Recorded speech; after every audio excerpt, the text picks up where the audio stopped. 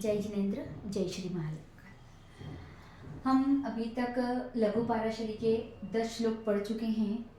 अब आगे के श्लोक पढ़ने के लिए हमें पहले संबंध के बारे में जानना जरूरी है। उसके बाद हम आगे के श्लोक की व्याख्या करेंगे या आगे के श्लोक के भाव बताएंगे। संबंध लघु पाराशरी में हमारे पाराशर ऋषि ने 4 प्रकार के संबंध बताए हैं। एकतर दृष्टि संबंध, परस्पर दृष्टि संबंध, युति संबंध और आपस में राशि परिवर्तन। एकतर दृष्टि संबंध, परस्पर दृष्टि संबंध, युति संबंध और आपस में राशि परिवर्तन। ये संबंध जैसे हमारी दृष्टियां होती है जो हमने आगे बेसिक में बताई है उसके आधार पर होते हैं कि जैसे वह ग्रह दृष्टि डालेगा और वो वहां ग्रह होगा तो उस हिसाब से उसका संबंध बनता है।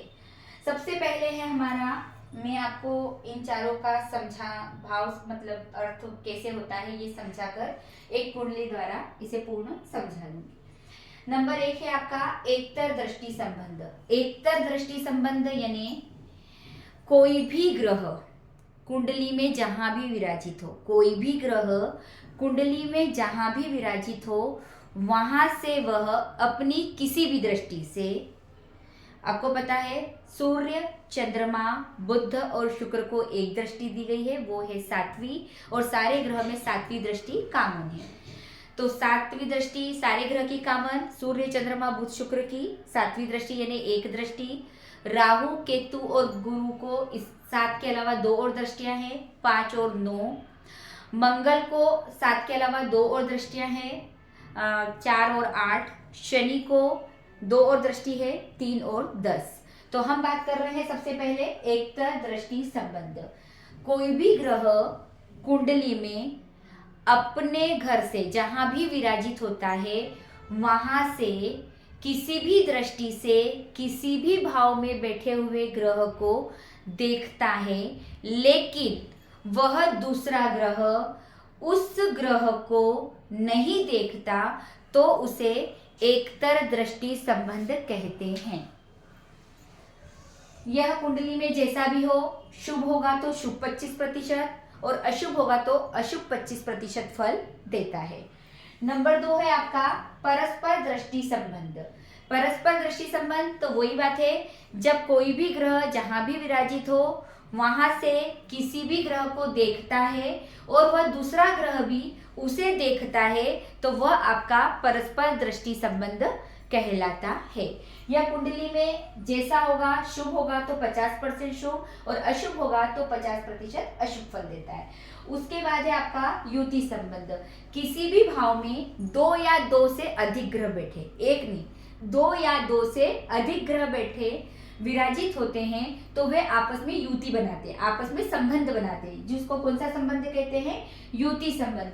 यह कुंडली में जैसा भी होगा 75% शुभ तो 75% शुभ और 75% अशुभ तो वह 75% अशुभ होगा तो 75% अशुभ फल देगा। चौथा है आपका आपस में राशि परिवर्तन करना। आपस में राशि परिवर्तन करना यानी जिस भाव में बैठा हुआ ग्रह जिस भावेश के साथ बैठता है, जिस भावेश के साथ कोई भी ग्रह बैठता है तो उस जिस भाव में वह बैठता है और जिस भावेश के साथ बैठता है उस भावेश का जो ग्रह है वह आपस में राशि परिवर्तन करना। ये इस टाइप का है, इसे ऐसे कह सकते हैं कि कोई भी ग्रह किसी भी राशि में बैठता है और उसकी राशि में जिस भावेश में वह बैठा है वह उसमें बैठ जाए तो वह आपस में राशि परिवर्तन कहलाता है। एक भाव का मालिक दूसरे में और दूसरे भाव का मालिक पहले वाले में, तो उसे आपस में राशि परिवर्तन करना कहते हैं। ये आपको इससे और अच्छे से समझ में आ जाएगा। नंबर 1 था आपका एकतर दृष्टि संबंध। एकतर दृष्टि संबंध है आपका, इसमें देखिए शनि अपनी तीसरी दृष्टि से, पहली, दूसरी और तीसरी दृष्टि से गुरु को देख रहा है। शनि अपनी तीसरी दृष्टि से गुरु को देख रहा है, पहली दृष्टि, दूसरी दृष्टि और तीसरी दृष्टि से गुरु को देख रहा है और गुरु कि पांचवी दृष्टि कहाँ आ रही है, 1 2 3 4 5 नहीं देख रहा। उसके बाद 6 7 नहीं, 8 9 मतलब शनि को नहीं देख रहा।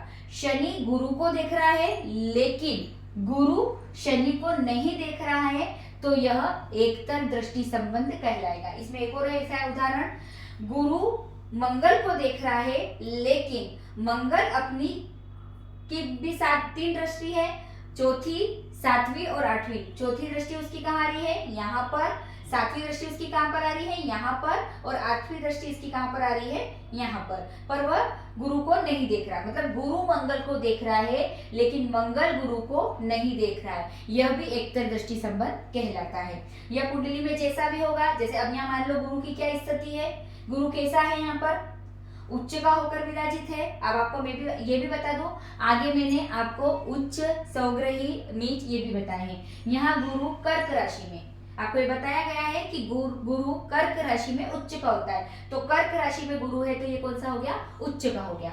और अब यहाँ पर गुरु उच्च का हो गया तो गुरु की क्या स्थिति है यहाँ पर, तो 25% शुभ देगा या अशुभ, ये बताने के लिए आपको बता रहे हैं कि यहाँ गुरु उच्च का है। उसके बाद गुरु एक तो अष्टम का मालिक है और एक कहाँ का मालिक है, आय भाव का मालिक है। आपको बताया गया है त्रिज्याय के मालिक अगर कोई भी ग्रह होते हैं तो वे पाप फल प्रदान करते हैं। उसके बाद बताया है अष्टमेश जो होता है वह नवम का व्यय करता है, इसलिए उसे अष्टम का दोष लगता है। लेकिन उसकी दूसरी राशि त्रिकोण में है, तो उसकी दूसरी राशि त्रिकोण में है नहीं, तो उसकी दूसरी राशि है त्रिज्याय में। तो यहाँ गुरु की स्थिति कैसी है, गुरु की जो प्लेस है वह इतनी शुभ नहीं है। सिर्फ आय भाव से हम थोड़ी सी शुभ कह सकते हैं, क्योंकि आजकल आय भाव को एक शुभ भाव माना गया है।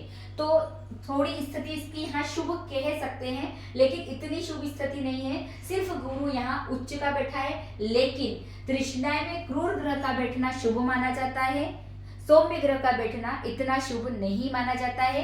यहाँ ओनली उच्च का बैठा है तो इस भाव को बलवान कर रहा है, इस भाव को बलवान कर रहा है क्योंकि यहाँ उच्च का है।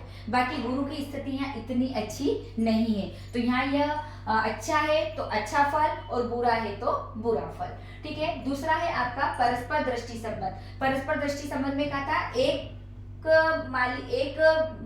ग्रह उसे देख रहा है तो दूसरा ग्रह भी उसे देखना चाहिए। जैसे शनि मंगल को 7वीं दृष्टि से देख रहा है और मंगल भी 7वीं दृष्टि से शनि को देख रहा है। इधर राहु भी केतु को देख रहा है और केतु भी राहु को देख रहा है। आप एक और चीज समझ लीजिए, राहु और केतु हमेशा अपोजिट साइड विराजित होते हैं, कब आमने सामने होते हैं, वे कभी भी आसपास नहीं रहेंगे कुंडली में। सूर्य बुध और शुक्र ये भी आसपास ही होते हैं, 1-2 भाव आगे पीछे, ये कभी भी अपोजिट साइड नहीं होते हैं। क्योंकि ब्रह्मांड में सूर्य जहां पर है उसी के जस्ट पास बुध है और उसी के जस्ट पास शुक्र है, तो ये आसपास ही घूमते हैं। तो इसलिए ये कुंडली में हमेशा आपको ये ध्यान रखना है कि कुंडली में हमेशा ये आसपास 1-2 भाव आगे पीछे हो सकते हैं, लेकिन सूर्य चंद्रमा, सूर्य जहां बैठेगा तो बुध और शुक्र उसके आसपास ही आपको की कुंडली में होगा। और राहु और केतु हमेशा अपोजिट साइड होते हैं। राहु जहां बैठेगा उसके अपोजिट साइड केतु होगा, या केतु जहां बैठेगा उसके अपोजिट साइड राहु होता है।